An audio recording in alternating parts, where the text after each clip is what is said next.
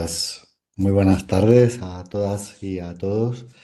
Vamos a comenzar este segundo webinario de la quinta edición del curso de Innovaciones en la detección, el diagnóstico y la atención temprana del autismo.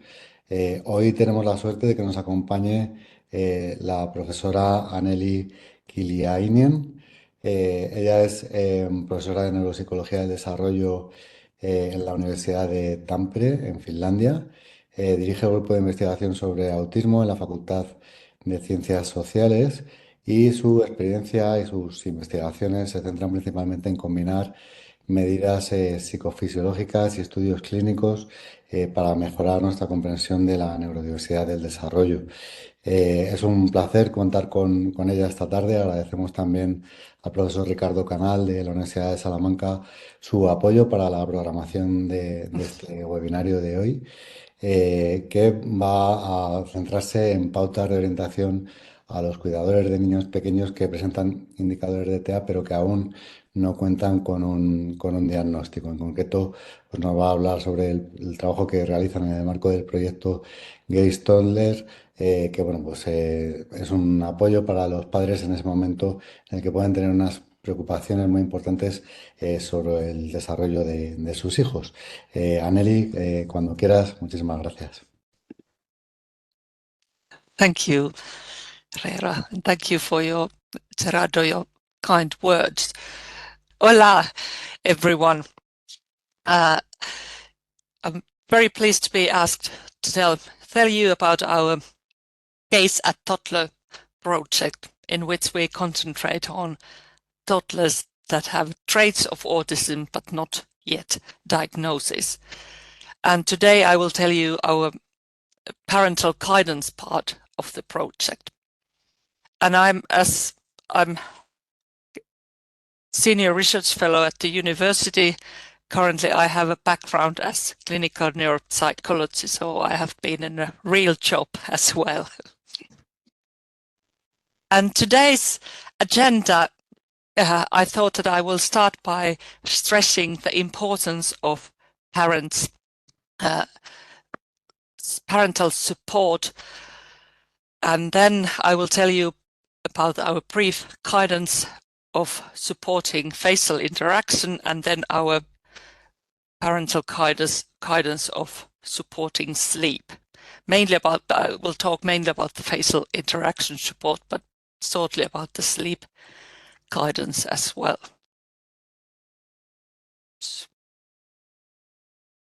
So let's talk about the importance of parental support at the beginning. Parents are the ones that most typically recognize the first signs of autism in their toddler. The half or even more of a half recognize that there's poor eye contact or delayed babbling or speaking, or delayed or even absent response to name, and lack of pretend or imitative play. And then they recognize the unusual sensory responses, such as response to taste and smell, like kids would like to smell everything they see, and then they recognize the lack of social initiations. And I have marked these some of the thought bubbles with the light gray to remind me of tell you about this finding of this great study of the first concerns, that when the parents are recognizing the first concerns after the 3 years of age, most of them recognize these light gray ones, so unusual sensory responses and lack of social initiations. And those with the dark gray indicates the concerns that the parents most often have when they toddler are under 3 years of age. So although we now talk about the recognition of autism very early, I would like to remind you to pay attention to those kids that we can't recognize after they are 3 years of age, as those symptoms are so subtle but then you should pay attention to unusual sensory responses and lack of social initiations. And if you think the situation of the parents, as they have to recognize something in their child that is lacking, and it's of course it's difficult to recognize something that is missing. You know that something is not quite right, but you might not be able to say what it is. And I have a short video for you to illustrate that you have to recognize something that is missing. Although this tiny toddler here, this girl, is not speaking, but say having words, she's doing social initiations and like showing and giving, which are very normal and very typical. But if you don't pay attention that they are lacking, you might not get that showing and giving, for example, is lacking. So let's have a look at this. Showing. Sillä on luottokortti. Sillä saa ostaa. Sillä voi ostaa vaikka jäätelöä. And looking. And now showing to mom who is inside. And showing to mom again. Hello. Soitaks sä äitille? Hello. And nodding head. Äiti. And now even giving it to mom. So self-evident when they are present, but if they are lacking, it might be difficult to spot that those are missing. But anyway, parents normally have recognized those first concerns already when the child is 6 to 18 months of age. And then we know that typically the diagnosis, they don't get diagnosis before the 3 to 4 years of age, like in general. And if you think of this time in between, it's long to be worried if nothing happens. And in our gaze and toddler project, we focus especially in that arrow moment that they have to wait for the diagnosis. And I don't want to say that the diagnosis, we should give the diagnosis when the child is 1 year of age or something like that, but we need to recognize and detect the worries and do something. And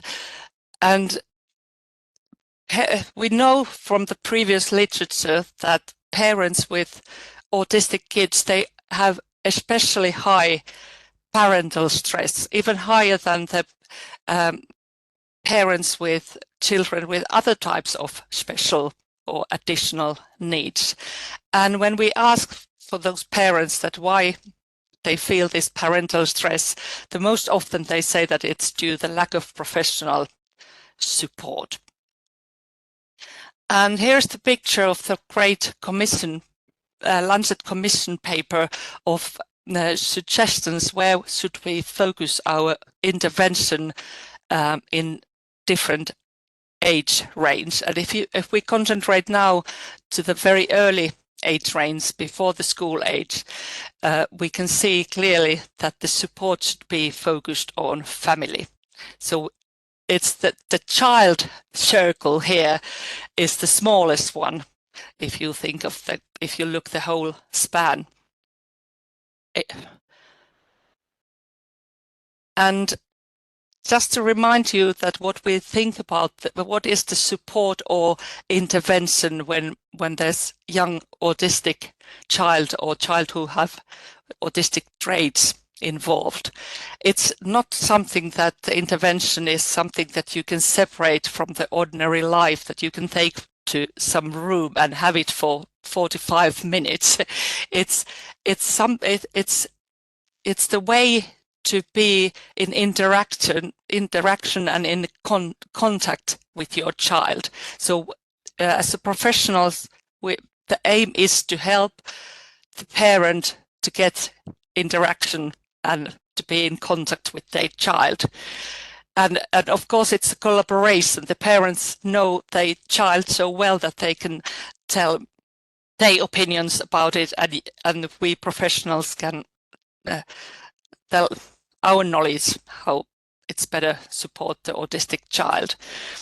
And we always have to respect the culture of the family, that we don't have kind of normative tube that we are pushing the family. So we have to respect that family life, how they want to live their life, and try to help within their values and views of life. And as I said, that the intervention is not something that you can separate from the daily life. So you have to embed those activities that you think that support the child, the daily activities like eating or dressing up and so on, and have very practical approach. And as the most important thing for professionals to reflect when they think about early autism intervention is that what is our goal? Are we trying to change the child to be the most normative? And we're not. We are, the main aim is to support the parent's competence of being parent for autistic child. And that we should keep in mind, and that's the most important thing in research findings, that we support the competence of the parents. Okay, let's move to parental guidance part, the facial interaction of our gaze and toddler project. I give you a first quick overview of the project and then concentrate on the parental guidance part. So the gaze and toddler project is an ongoing project, and it has many sub studies. First, this yellow one's the population-based screening study, and then psychophysiological measures concentrating on eyes and eye gaze and faces, and then with the blue color is that parental guidance part, and then with the green, the self-regulation part. And let me walk you through the procedure. We start with the screening at Pirkanmaa area, which is a tiny population in the greatest part of Finland, of course, like I would say. And the healthcare nurses give the parents the MCHAT questionnaire, that is 20 short yes or no questions of the toddler's behavior, social behavior mainly. And when there's 3 or more kind of concern points, showing some kind of concerns, for example, they don't point or things like that, we give them a call and interview the parents. And if we still think that there's concerns and parents want to participate, we invite them to our follow-up study. And then we have recently started to collect our so-called screen negatives that don't have any concerns in that questionnaire. And then the families that want to enter to our study, we have follow-up procedure in which we meet them in 3 different time points, when they are 18 months, 24 months, and 36 months of age. This 36 months of age is kind of first diagnostic outcome measuring point. As of course, not all the children that are like screen positive turn out to have autism as a diagnosis. And we have a wide set of measures like clinical observations and questionnaires for parents, and then these so-called lab measures in which we are focused on eye gaze perception and social cognition. For those kids that shows most of the autistic traits, we offer parental guidance, and we have this 6 months gap here, and we have divided it like having 2-3 months modules, if you like. So first half of the families enter to facial guidance module, and after the midpoint assessment, they switch to sleep guidance, or eat guidance. If the sleeping is no problem for them, they could have guidance for eating, and that kind of guidance is mostly when they are changing to solid foods and they have difficulties with that, or all kind of emotional regulation issues during the feeding time. And then we have this kind of crossover design that half of the families start with sleep guidance, and after midpoint assessment they change to face guidance. And in that way, having this kind of design, we can have it in an ethical way, that as we have kind of raised the concerns of the child's development, we can start some kind of guidance right away, and then we can compare these guidances in those midpoints and in the follow-up measurements. And here is our guidance in more detail, the timing of the guidance. And now, once again, I have to stress that this is a kind of support for the parents before diagnosis. This is not called like intervention. It's like preemptive supports, if you like. And we would like to test whether there's any effect in this kind of brief support, although we know that the early intervention later on should be very intensive.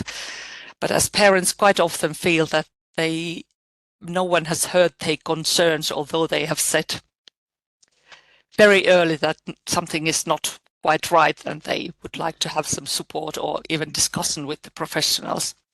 But anyway, our facial interaction and the facial interaction support and sleep support, they both have 5 sessions only altogether.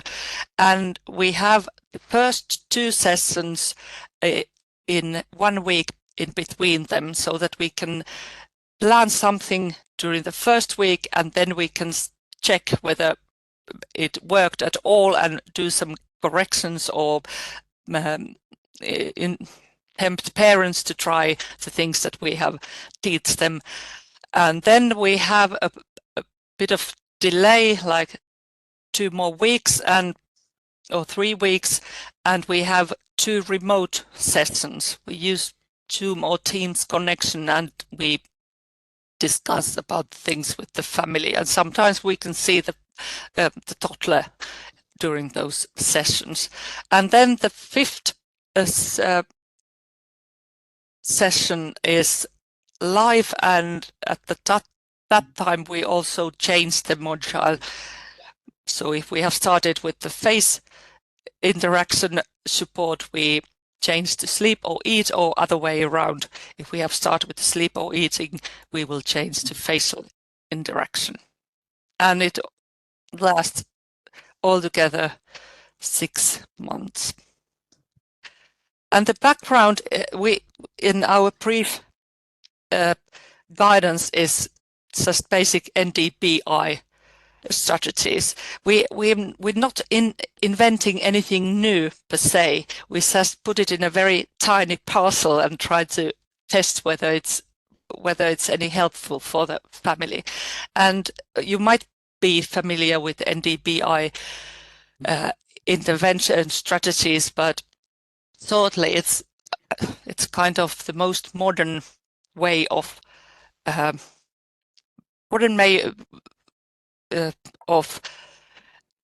training or teaching young children with autism, and it combines the behavioral intervention strategies that are more like very structures. We have some prompt, and then there's a reward, like traditionally, and then we embed those with more modern naturalistic developmental intervention strategies that are they are stressing natural environment and following the child's stage of development and following the child's initiatives, like what the child is interested. If she or he is interested in just putting blocks on somewhere, so we follow that kind of interest and try to build the interaction within that activity. And actually these NDBI strategies is kind of umbrella term for many separate intervention method like PRT and Jasper's and early start Denver model, which are very comprehensive methods. And we follow mostly the project impact method, as it's the method for supporting parents. It's kind of the fully program supporting parents, and we have picked principles of impact that are the most ground ones, as we only have these 5 sessions and it's very early support for the parents. And together with these autism intervention evidence-based methods, we have base in neuropsychological intervention. It's a bit our national way of doing intervention with children, but it has its roots in intervention or rehabilitation that we do for adult neuropsychology, like after brain injuries. But it basically have 3 key aspects or key ways to change something. And one is psychological support, psychoeducation, and then some kind of cognitive training or teaching strategies. And in this brief parental guidance, our psychological support, we focus on respecting the parental concerns, like hearing them. Like I said earlier, that most often they feel that they have not been heard and no official support is yet given. And then we are supporting the parent's sense of competence. So it has to be very individual, not giving the similar support for everyone. And in the psychoeducation part, we don't give psychoeducation about autism per se, but we give psychoeducation of the role of facial interaction in development, as it's important for all toddlers, not only for autistic ones, that we, for example, look at the faces when the mouth is moving. It's very important in typical language learning that we see faces, and if the child is not tempted or drawn towards faces, he or she might lack the important phase of development. And then the psychoeducation we give, the second area is to tell or introduce the parents to the strategies that are good to get in interaction with autistic child. They might not be the ways that typically developing toddlers are drawn to others, like calling name. We said that don't call the name all the time, do something different, because it's not natural for autistic toddlers. And then we have chosen like 3 areas where we concentrate. And these areas are in more detail here. So first we concentrate on child-friendly interaction, and these are the points that I just mentioned, that turning the ideas in the parents' head, that they are not trying to push the child all the time, that come here and do that, and could you show me that and that, and like overwhelming with the social interaction. So we tried to make the parents to calm down and following the child's lead. If the child is interested in whatever toy or whatever thing they are taking in their hand, the parents could follow the child and do the similar things, like basic rules in all those early intervention methods. And we teach the parents to imitate the child vocalization that they do quite often very naturally, but they don't have to. We can put the press down that they don't have to teach more words, but just less words, and less vocalization. If they follow what the child is saying, they keep in the same level. If the child is saying, oh, oh, they repeat, oh, oh, and do the same action. And this is the sometimes very relieving for parents to understand that using simple enough language is enough, as the autistic child might be very overwhelmed about all the kind of talking all the time. And of course, as a parent, we might think that now the child is not learning to speak as we don't talk, but they are hearing language as well. But when you are interacting and trying to get connected with your child, you have to lessen your use of language. And the kind of thumb rule is that you should use only one step up. If the child is saying only one word, you say 2 words, and child say car, you can say car drive, or red car, or something like that. And then as we study eye gaze processes in our basic study pods, we are very interested in seeing how we can support the face-to-face interaction in the child-friendly way.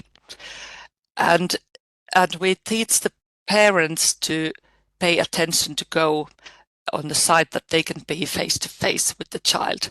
We try not to ask them to change the child, so that if the child is turning a back, like most autistic kids are doing, they're turning the back to the parent, they don't turn the child, but they go around the child by themselves, and pay attention to be on the child's level.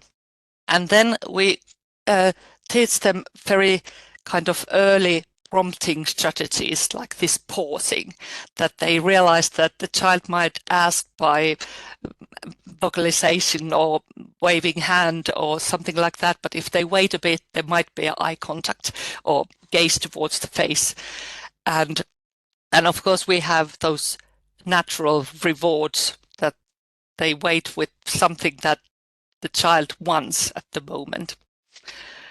And the third thing that we are emphasizing is the shared enjoyment to face, as in this second part, it's more like how we use gaze to communicate, but this third part is the sharing, having fun face to face.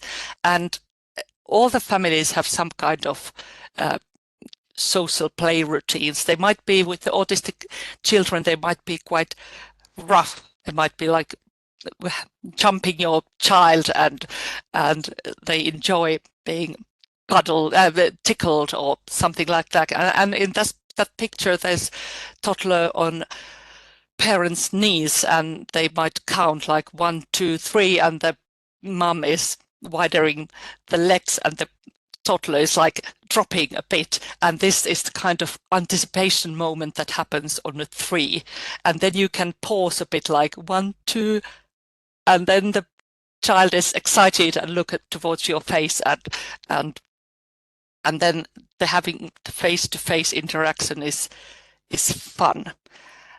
And as we don't, in our guidance part, sometimes the parents are very eager to get the eye contact, and they are pressing, and we try to teach them that we are not allowed to force the eye contact. We can always only tempt it. And here's one video of the example how the parent has learned to wait for eye contact when the child is very motivated to ask more bubbles. And I think you can see in this video that this is not any teasing of the child, because the pausing is so small. Oh, where can I put this?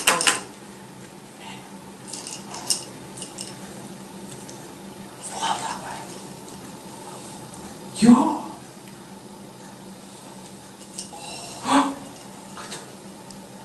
Thanks. Lisa. And again, waiting, and look. Du bitte. Oh. And here's a bit more prompting, like when the parent has learned to wait, that the child can kind of increase his or her initiations. And this is the home video.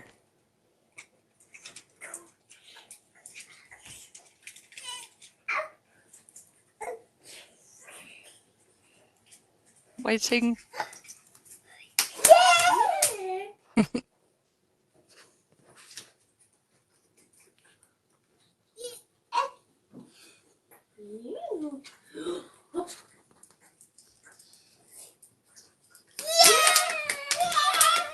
And imitating the child.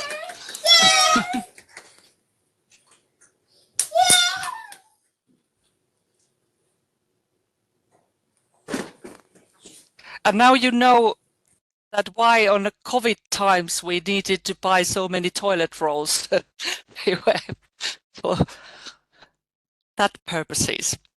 And here we have many outcome methods, but I wanted to show you these a couple of opinions that the parents have given us, kind of open feedback.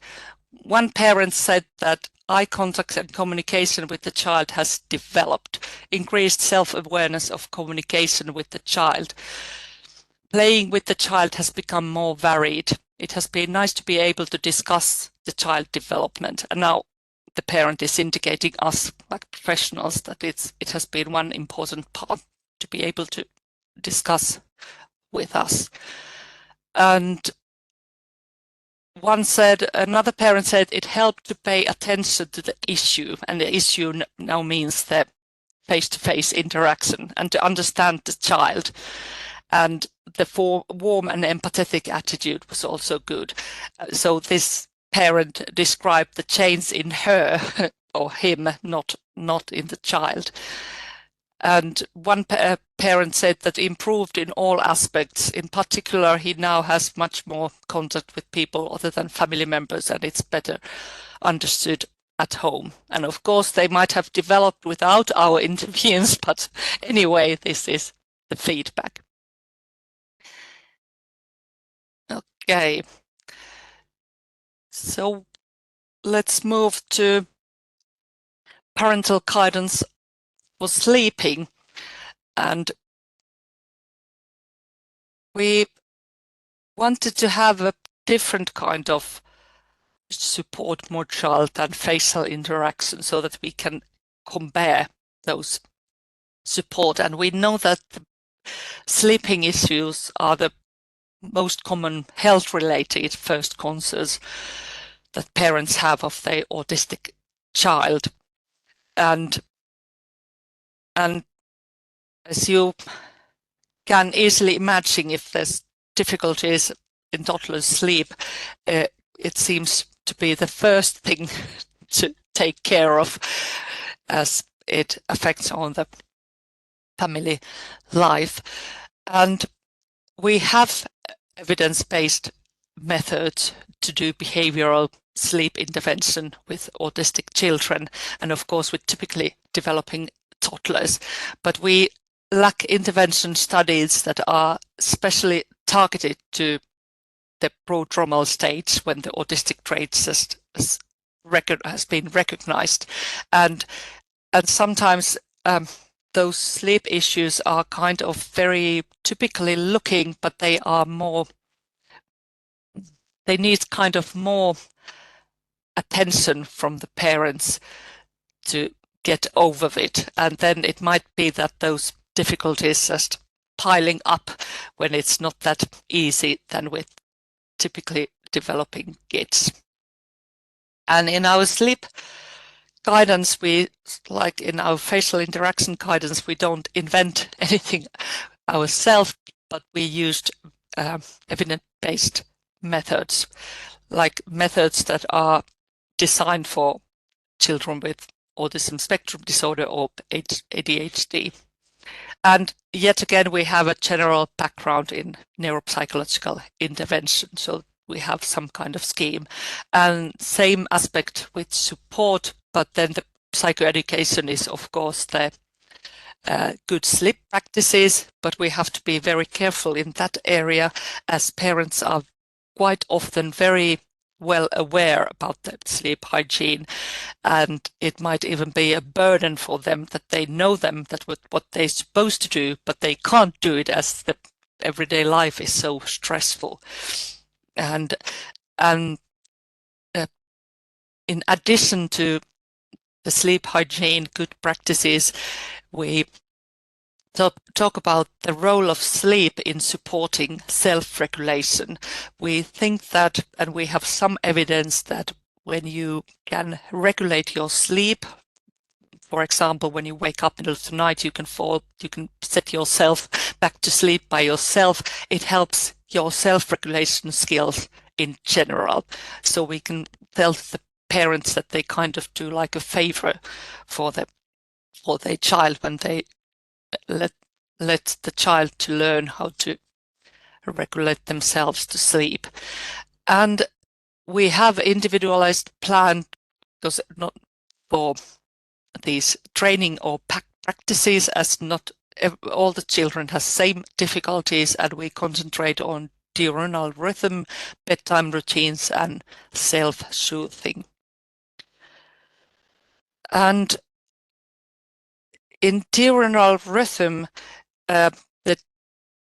we aim to have a kind of regular bedtime and waking up time and day nap time, but sometimes in autistic toddlers they have problems. They have, in a diurnal rhythm, they have short sleep time in general, or they wake too early, and then we shift the rhythm a bit, or try to shift. Of course, this is quite hard to change, and we can use the methods like bedtime fading.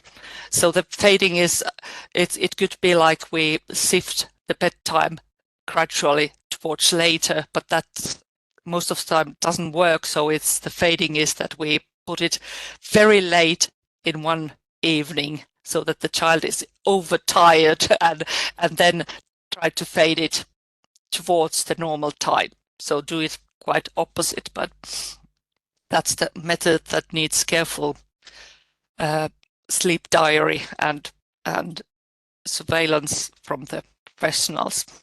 But then we have these regular bedtime routines. There's one focus area, and we pick that as bedtime routines are quite regular in most of the families. They happens every night, and families tend to keep them very regular. So it's good to introduce the use of object and pictures to help the transition and the communication, like having the toothbrush in hand and getting the child to hold the toothbrush and taking him to toilet or bathroom, wherever he or she is, or to brush tooth. And then when we introduce the use of object and pictures in these bedtime routines, we think that later on, if they need picture communication or object communication to ease the transition to place one to another, or to ease the communication, those have been introduced already in this easy part. Sometimes parents tell to us that no, it's so easy to move to eating, or but there's no problems in transitions. And we said that yes, we have to introduce those new methods in the spots that it's not difficult. Then it's easier to transfer to difficult place as well. And then third focus area is self-soothing. So the way that to teaching the child to regulate her or himself alone to sleep, and this is the most of the times this self-soothing has been the difficulty. The child does not know how to fall asleep by her or himself, and then during the night when they wake up, as everyone is waking up during the night, it's perfectly typical behavior that they wake up the parents as well, as they need their attendance. And And of course, this is the very kind of sensitive area, as we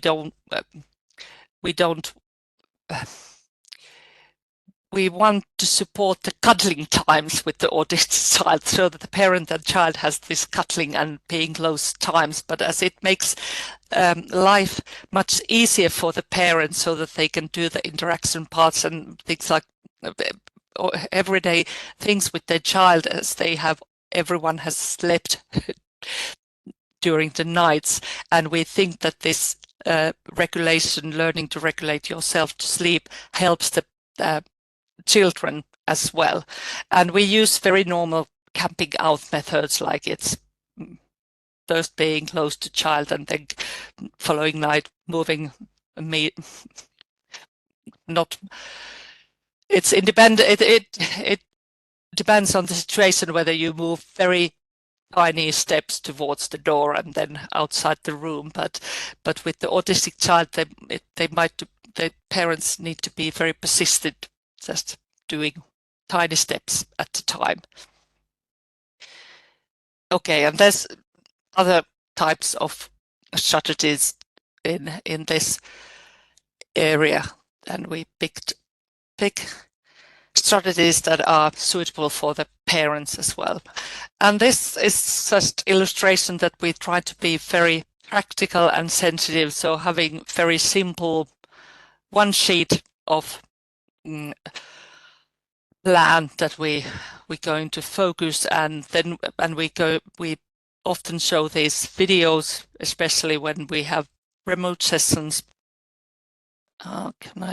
This just illustrates the use of object like toothbrush in this mum's hand, and as we normally tend to go to the pictures too early, we give the parents the pictures of the routines, evening routines, but we just stay on the object level, so that the object is the one that leads the interaction, and these are just signs that will kick in later. Pestään hampaat. Yeah. So the mum said that let's brush the teeth or something like that. Okay, and then when we have this basis of good sleep hygiene, if you like, it's kind of list of demands, and parents quite often know these, that they should have lights down and calm activities towards the bedtime and so on and so on. So we don't do this list like whether you do this or not, but we ask what is the trickiest thing to tackle in your family, and then we can talk about that and even decide that don't do anything for that trickiest part, just concentrate on something else. So it's about the guidance style. Oops. And these are the feedback that parents has given us. This is about remote sessions, that remote sessions worked well for sleep management and were well timed to support and plan for learning to fall asleep alone. The remote sessions gave us the support and tips we needed, and I don't think face-to-face meetings would have served any better. And this is our remote sessions were always in an order that we have seen the parents' face-to-face meetings before the remote or online meetings, and I think that made it easier. And then there's a couple of opinions that with expert advice and support, the whole family now sleeps through the night, and the child happily falls asleep in his own bed without an adult. I don't know whether this is very honest opinion. Where's the child who happily falls asleep? But good if that happens. And then professional advice and insight we were taken care of as a family, and both mum and dad were encouraged to have a more peaceful evening and night, not only the child, of course. This one. That was all I had, and this is our research team and collaborators. So I think I left time for questions. Shall I stop sharing this? Muchísimas gracias, Anneli, Thank you. por compartir este trabajo tan interesante que ves allí, también por abrirnos los ojos a otras situaciones, otros contextos diferentes al nuestro que nos enriquecen. Tenemos ahora efectivamente tiempo para preguntas. Podéis plantearlas por el chat.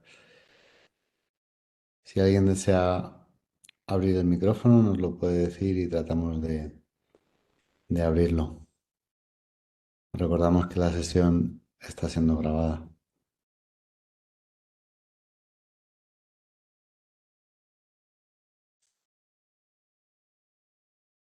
Por aquí comenta Cristina que ha sido muy interesante, que le ha llamado mucho la atención las estrategias para autorregularse al dormir.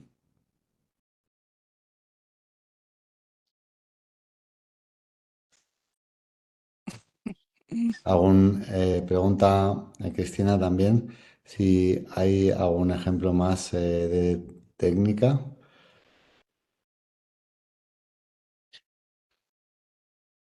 Yes, as this camping out, yes, some of the autistic kids are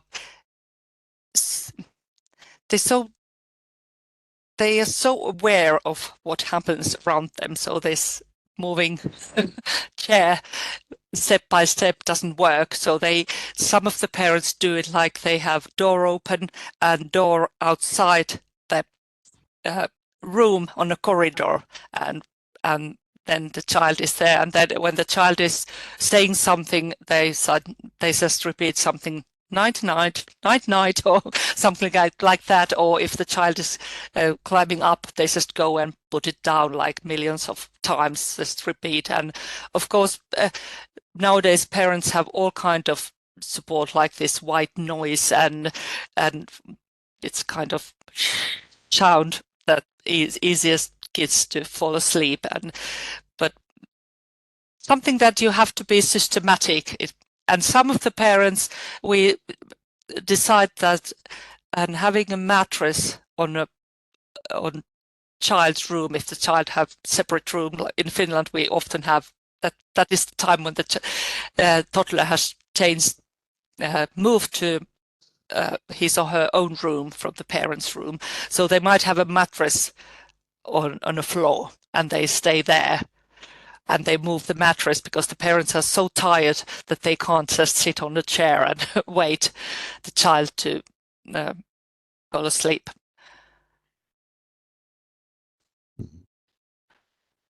Por aquí, Natalia pregunta por algunas estrategias para la alimentación.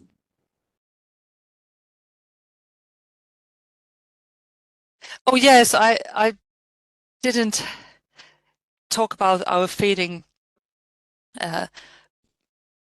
guidance part as is kind of secondary for sleeping, but most of the time it's yet again in parents' head that needs to do some changes, so that it's that you have to lower the bar. You can't go according to the regulation that you have to eat that and that and that. You just have to tolerate that it's the amount of food or the selection of food that it's all right, that the baby or the toddler survives. But it's emotionally very hard time, as you have just stopped the breastfeeding, or the feeding has anyway been like the baby doesn't survive without the food, and now the toddler does survive. They can be some days eat less and some days kind of catching up, and then you have to kind of calm down the parents in that. And of course, sometimes you need different kind of professional than psychologists and speech therapists to help with that. But if that's not a problem, then you have to kind of lower the bar that only tiny amount of new foods, for example, it's enough. And most of the time we need to kind of think again of the feeding situation. It has turned out to be a very like a constant battle, like you have a very negative emotion during the eating time, and we tried to change that. And sometimes it means that you have to take all the phones and videos away, and sometimes with some other types of kids you have to just tolerate that now we are eating with the phone. There's this video, this cartoon going on, and now we get this done, and we sort out this video bit later. And what other strategies we have? Sometimes we introduce the first and then strategy. If you have heard that you can have a kind of carport having then first and another section saying then, and you stress those words that first this one plus tiny piece of like apple and 10 tiny piece of cucumber. So you do like introducing the first and then, and having nice pieces of eating in both, and then you can change. But sometimes it's a bit risky, this first and then strategy when it comes to eating, so that it's not pushing, because you have to be aware of that. If you try to push and force and do that kind of things when it comes to feeding, it doesn't work. It's just field of battle after that. Bien. Pues muchísimas gracias, Anneli. Gracias también a Sergio por el trabajo de interpretación, Lupe por acompañarnos. Gracias a todas y a todos quienes habéis asistido a este webinario. Y bueno, pues aquí seguiremos. Nos vemos la semana que viene con un nuevo webinario. Y nada, muchísimas gracias. Gracias. Thank you, Anneli. Thank you. Thank you for Muchas gracias.